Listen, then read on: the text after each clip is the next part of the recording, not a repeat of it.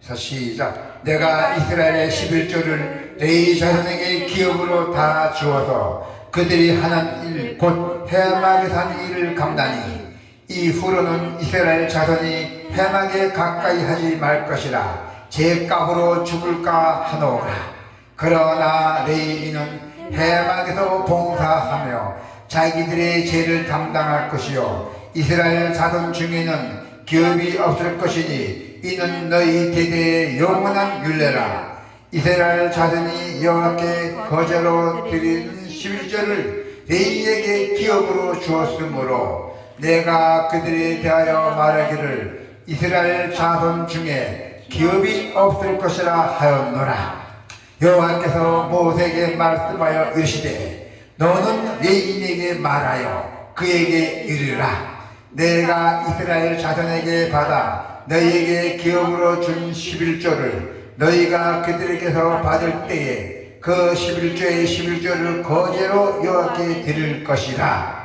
내가 너희의 거제물을 타작마당에서 드리는 곡물과 포도즙 틀에서 드리는 즙 같이 여기리니 너희는 이스라엘 자손에게서 받는 모든 것의 11조 중에서 여호와께 거제로 드리고 여호와께 드린 거제물을 제사장 아론에게 돌리되 너희가 받은 모든 헌물 중에서 너희는 그 아름다운 곧 거리가게 한 부분을 가져다가 여호와께 거제로 드릴지니라.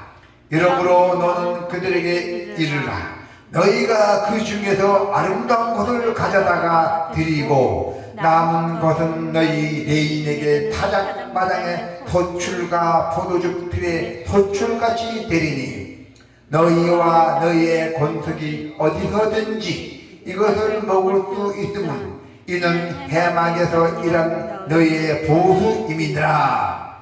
너희가 그 좀 아름다운 것을 받들어 드린 즉 이로 말미암아 죄를 담당하지 아니할 것이라. 너희는 이스라엘 자손의 성물을 더럽히지 말라. 그리하여야 죽지 아니하리라. 아멘. 11조의 원리예요. 11조 중요합니다.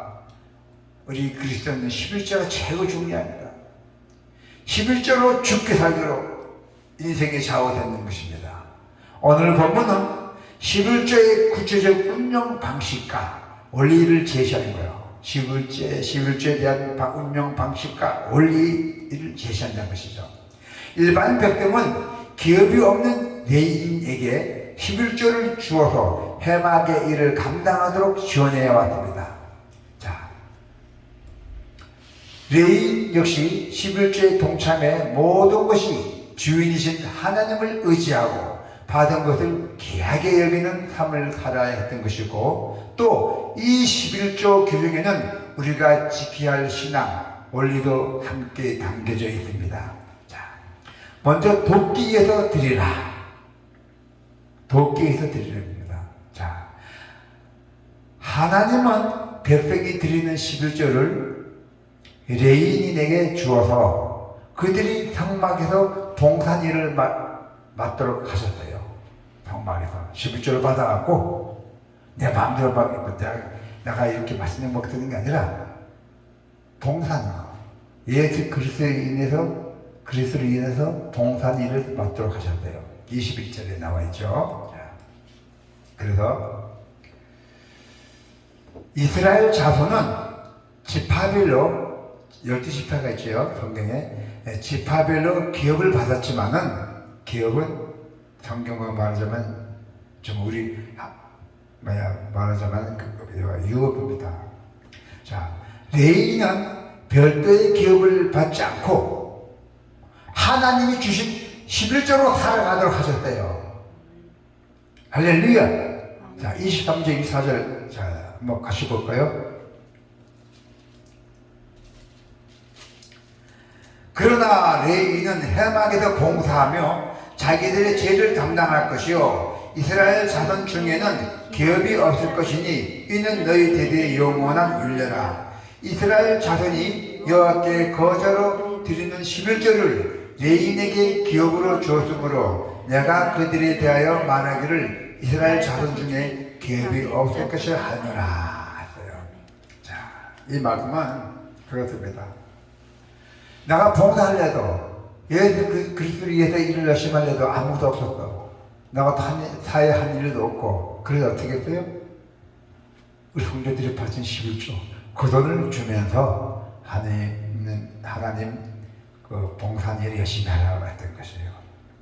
그래서 이스라엘 자손은 지파별로 기업을 받았지만은 12지파 다 기업 받았어요. 레위는 별도의 기업 받지 않고 11조로 생각해요. 11조로. 자, 우리 목회도 11조로 생각해야 돼요. 근데 그게 잘 안 되잖아요. 보다시피. 하나님이 그들을 성막 봉사의 직무에 온전하게 헌신하시고 또 그 대가로 백성의 11조를 그들에게 공급하셨어요. 백성들이 11조를 바친 것을 이걸로 타협하라 줬던 겁니다. 그래서 이 규정이 11조 규정이 크게 두 가지를 원리를 보여줘요. 첫째, 주님의 일을 맡은 자들, 예수 그리스도의 일을 맡은 자들 생기가 있어야 되잖아. 먹고 살아야 움직이려고요. 생계를 공동체가 지원하는 것이에요. 생계를 공동체, 교회에서 지원해주는 것이 마땅하다는 얘기예요. 두 번째는 주님의 일을 맡은 자들은 다른 것이 아닌 하나님만 의지해야 되세요. 주님의 일을 맡은 사람들은. 그래서 바울은 뭐라 했어요? 가르침을 받는 자는 가르치는 자의 모든 좋은 것을 함께 하라 했어요. 시간이 있고 기회 있는 대로 모든 이에게 착한 일을 하되 더욱 믿음의 가정들에게 하시느라고 말했어요. 이러한 상호 섬김의 원리가 지켜지지 않아서 제사장과 레위인이 먹고 살기 위해서 성소를 떠난 사람이 많이 있어요. 성소를 떠나서 밭으로, 그 당시죠, 밭으로 일하러 가였던 그 느헤미야 때의 상황은 서글픕니다. 성경의 느헤미야 보면은 나와 있어요. 자, 제사장과 레위인이 먹고 살기 위해서 성소를 떠난 사람들, 하나님 일을 열심히 해야 되는데 당장 먹고 살 것이 없으면 어떻게 해요? 그래서 밭으로 일하러 갔다는 얘기예요. 저처럼 목회자가 일하러 갔던 거예요. 그래서 성도와 목회자가 여러분과 저나 서로 돕고 또 자신의 역할을 감당하는 것이에요. 자신의 역할을 감당하면서 하나님께 드리는 그 아름다운 예배가 된다는 것이에요. 그래서 동참하여 드리라. 동참하여 드리려 돼요. 어떻게 동참해야 됩니까? 25절부터 25절에 시작. 여호와께 모세에게 말씀하시되 너는 레위인에게 말하여 그에게 이르라. 내가 이스라엘 자손에게 받아 너에게 기업으로 준 11조를 너희가 그들에게서 받을 때에 그 11조의 11조를 거저히 여호와께 드릴 것이니라 하잖아요. 네. 자, 그래서 그렇습니다. 레위인도 11조를 하나님께 드려야 돼요. 11조를 받고 생활했지만은, 내가 하나님께 돈을 받아서 생활했지만은, 그래도 하나님께 내가 100만 원 받았어. 100만 원 받고 나 상했는데, 100만 원 받아서 11조가 10만 원 내야 돼. 11조를 딱 내게나. 어떠한 일도. 그래서 레위인도 11조를 하나님께 받은 걸 다시 또 11조를 드려야 했던 것입니다. 그래서 레위인 역시도 자신의 받은 11조를 논밭의 소산이나 포도주 틀의 수확물처럼 여겨서 그것을 10분의 1을 하나님께 드렸다는 것입니다. 11조로 받은 것 중에서 다시 11조를 드릴 때 역시 가장 아름답고 좋은 부분을 구별했던 것입니다. 할렐루야! 29절 한번 볼까요? 시작. 너희가 받은 모든 헌물 중에서 너희는 그 아름다운 곳, 곧 거룩하게 한 부분을 가져다가 여호와께 거제로 드려지니라. 얼마나 아름답습니까? 받은 돈도 다시 돌려주는 것이 얼마나 아름다운 것입니까? 네. 하나님은 그것을 일반 백성이 땀 흘려서 이래서 바치는 가장 좋은 소상처럼 여기셨었대요. 땀 흘려서 열심히 일한 돈을 하나님께 바쳤으니까 얼마나 하나님이 영광이겠습니까? 자, 30절 한번 봐봐요. 시작. 이러므로 너는 그들에게 이르라. 너희가 그 중에서 아름다운 것을 가져다가 드리고 남은 것은 너희 내리는 길 타작마당의 소출과 포도즙 틀에 소출같이 되리라 하잖아요. 이 아름다움이 왜 아름답습니까? 이 아름다움이 우리가 열심히 이렇게 부르더니 너무 아름답다는 거예요.